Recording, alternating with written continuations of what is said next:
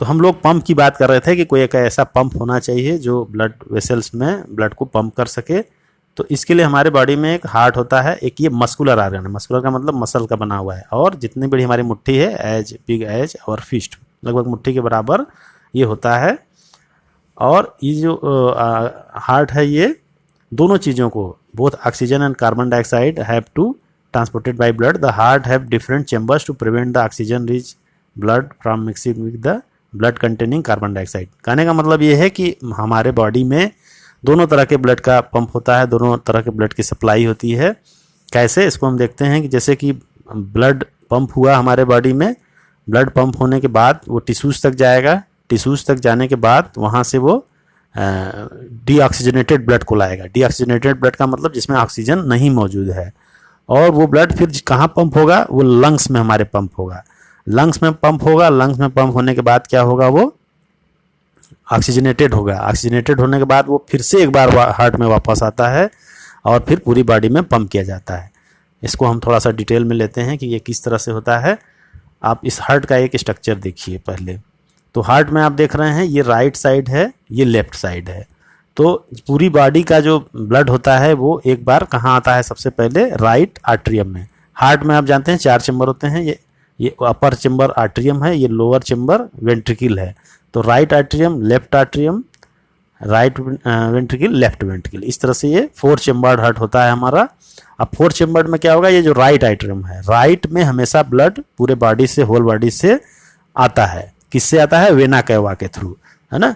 तो vena cava भी 2 हिस्से से मिलकर बनी होती है, सुपीरियर और इन्फीरियर वेना कैवा। ये सुपीरियर है, ये इन्फीरियर है, ये दोनों आकर के यहाँ ब्लड को रिलीज कर रहे हैं। किस में रिलीज होता है ब्लड, राइट आर्ट्रियम में।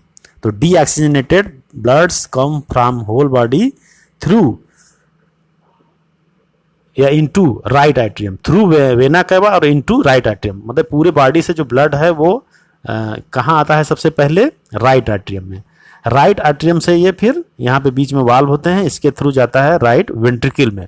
फिर ये राइट वेंट्रिकल, अभी तो ये डीऑक्सीजनेटेड है तो इसको ऑक्सीजनेटेड होना जरूरी है ना। तो फिर ये जाएगा लंग्स में। लंग्स में किसके थ्रू जाएगा, पल्मोनरी आर्टरीज के थ्रू।